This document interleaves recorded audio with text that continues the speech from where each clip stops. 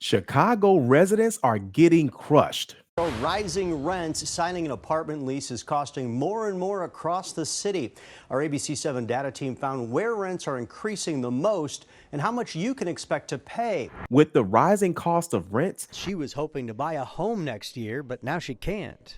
It makes me have to, have more sacrifices to start saving for that. She's experiencing the same thing many other Chicagoans have, a recent spike in rent. and many of those rents being very close to what people are paying in the same area to consider going into homeownership, it may seem like it's a difficult time right now. In this video, we're going to show you how you can prepare for this current housing market and take advantage of it without feeling like you're being overpaid. In this video, we're going to show you all how to come up with a strategy to beat this housing market. Let's go right into it. So as we know, home prices have been going up inside the entire Chicagoland area. Let's talk about it. So as you all can see here in this chart, I actually went back 3 years, okay? And this is going to show 12 months within a 3-year time frame as well. Okay, so we're going back to 2021. So back in January 2021, the entire average cost and the entire MLS, which includes obviously Chicago, most of the properties in Illinois in general,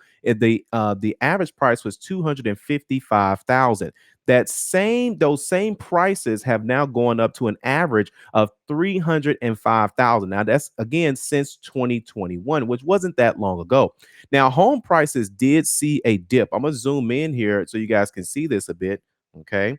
And then home prices did take a dip, and this was around May of 2023. All right. But then at that point, it started to go right back up into where we are right now at 305,000 as of February 2024, just wrapped up. All right. And so now what does that mean? That essentially means that a lot of people are essentially paying a little bit more. I won't say a little bit, they're paying more than what they were paying when prices first went up back in 2020, 2021. So a lot of people are taking advantage, of that, especially on the selling side. But buyers are really they're having a tough time finding nice properties for a certain price point. Okay. But here's the thing, not only are people paying a little bit more to actually be inside of certain areas and neighborhoods, but they're actually having less inventory to work with. So now this is the actual new listings. Okay. So we can see back in 2021, everyone was trying to sell their property. All right.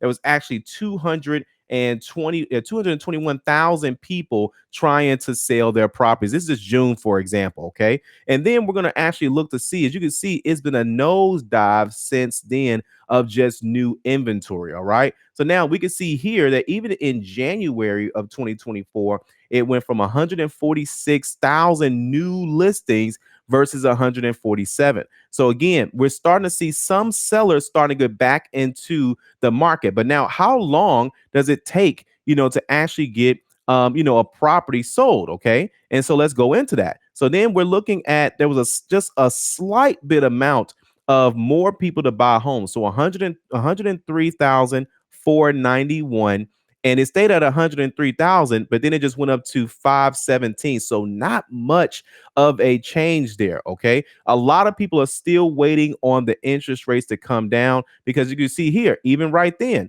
in December, you had a small increase from December to January. Okay. So again, you're not seeing a whole lot that's going on, but you are seeing a good trend. So here in November, you saw 103.7. Okay. And then you can see in December went 103.3. You literally had a strong decline as well. But so far, the market is starting to pick up a little bit. Okay. But it's not that much inventory. Okay. And so let's go ahead and see overall. So we saw that the new listings are going up just a little bit. So there's a little bit more inventory for you to work with.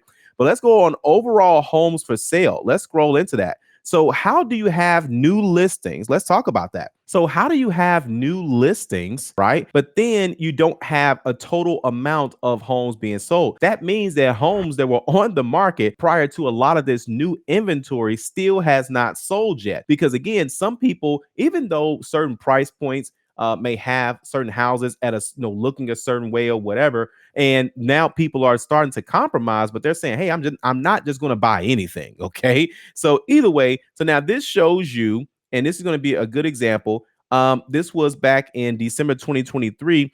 You had 15,000. Okay. So now again, this is going to be just this is going to be just homes that are for sale. Okay. Now, homes are also starting to be taken off the market a little bit faster than what they were just of these past in the last 90 days. So, for example, I'm going to zoom in here so you guys can see this. Now, this chart is going to be how long the property has actually been on the market, or also known as average market time. Okay. So this is going to be days. Again, now this is back in September. You can see here it was on average, a property was on the market for about 45 days. And then you can see here October 2023, 44, November 2023, right? And you keep going down. And as you can see here, homes are starting to be on the market a lot less. That means that buyers, if they see a nice property, they are grabbing it. This is the type of numbers. This is the type of trend that you want to see, especially if you're looking to sell your property. Now, if you're looking to buy property, this just means that you don't have a lot of time, to actually think about it. Okay. Now, I'm not saying that you obviously can't see a home during the day, think about it at night, and make an offer the next day. One thing, anybody can tell you anything, but no one can control competition.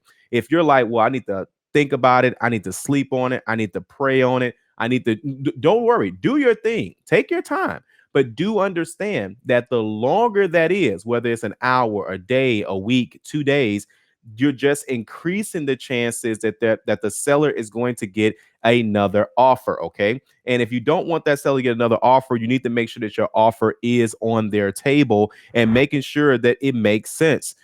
Can you still get seller closing cost assistance right now? Absolutely. You should be able to, but not every pocket is going to be the same. The overall national market is about very similar to what the Chicago's market is doing.